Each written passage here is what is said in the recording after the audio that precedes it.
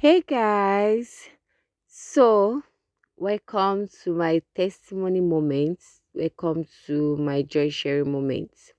Because on this day was the worst day, should I say the worst day of my life? The worst moment of my life.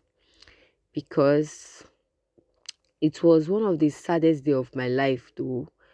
Because I was not getting it at all. I was really, really frustrated. I was devastated. I was confused.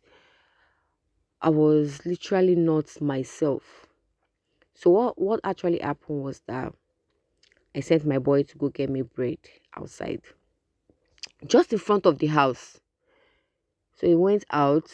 So on his way coming back, he saw a lighter on the floor and he picked it up and he wanted to know what was inside the lighter. So he picked it up, he used butter to break it. And he broke it, the flame entered his eyes. Hmm. This boy came in, didn't mention anything to us. It was just water was just coming out from his eyes. His eyes was red, and God so kind. My sister was around. My senior sister was around. Then my sister asked him what happened to him. He said nothing. What happened to you? He said nothing. So my sister looked at his eyes and was like, "Why are your eyes bringing out water? Why is your eyes red?" He said nothing. Only for my sister to discover that something was not right, and she screamed. And I came out from the room. I asked what happened. He said, he saw lighter on the floor and he picked it up and he used butter to break it. So when he broke the the flame entered his eyes. I was just down. Like I fell to the ground because his eyes was not his eyes again. So we quickly googled eye clinic nearby. So when we googled it, we lucky for us we saw one. But before then we had to google what to do next. When we googled what to do, the Google told us to Google search asked us to put his eyes in the water. So we quickly put water in his eyes, he dipped his eyes into the water, but the water was shocking him. It was shocking him and it was paining him. So that was when we quickly rushed down to the nearby clinic. They are almost closing. So the woman just told us what to do, gave us eye drop, not knowing that it was beyond eye drop. So the next day went to the hospital, general hospital.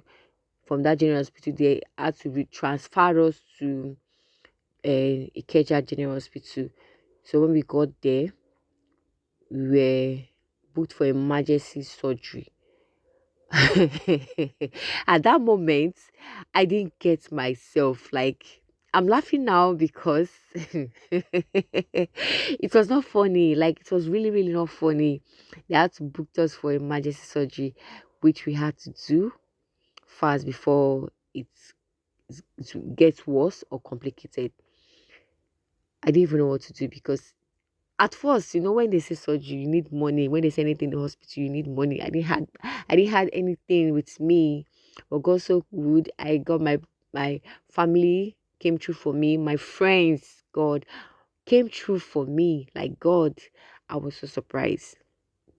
And we had to book for the surgery. Went there, so it was so scared. It was really really scared. So I had to calm him down, start talking to him. I told him to okay, stop and snap me. Let's do video together just to ease off the fear in him because he was scared. So I had to convince him of. I started praying. Of course, I was praying. I was praying. I was crying and I was praying. So I had to tell him, okay, do video with me. So this was where he went for the surgery. When he went in, thank God he came out successful. So yeah, he was not himself.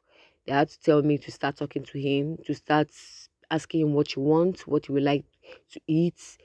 Just be talking to him. I should call his favorite name just to bring his spirit back because it was in underworld.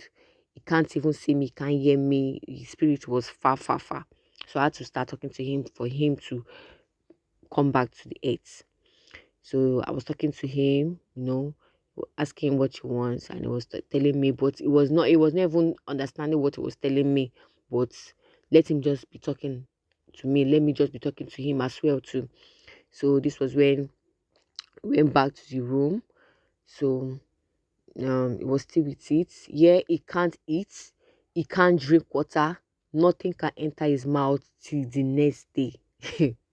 It was not funny. And he can't scratch the eye, he can't pull the bandage off the eye, nothing can enter the eye. So my mom was with him. God bless that woman. My mom was with him. I had to go back. So for me to return back in the evening. So we're doing exchange morning and night, morning, afternoon, night, switch. So it was still with the bandage till the next day, which this was the next day where the bandage was taken off from his eyes. So I was trying to check it when I resumed back. Like I went back to check him in the morning and it was not looking good. And I was like asking him. So they said he's going to calm down because they just did the surgery, so the eye will cool off for some time. So we had to just stay back.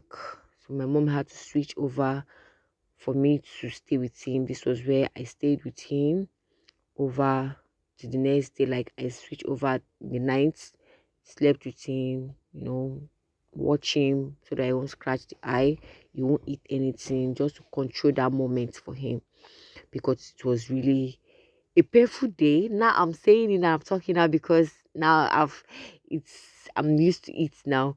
But that day, more, funny. Oh. It was not funny at all. So this was the next day where we had to check the eye. The eye was red. So this was my fellow my neighbor, my bed neighbors, that came over, that were there because of the surgery too for their kids.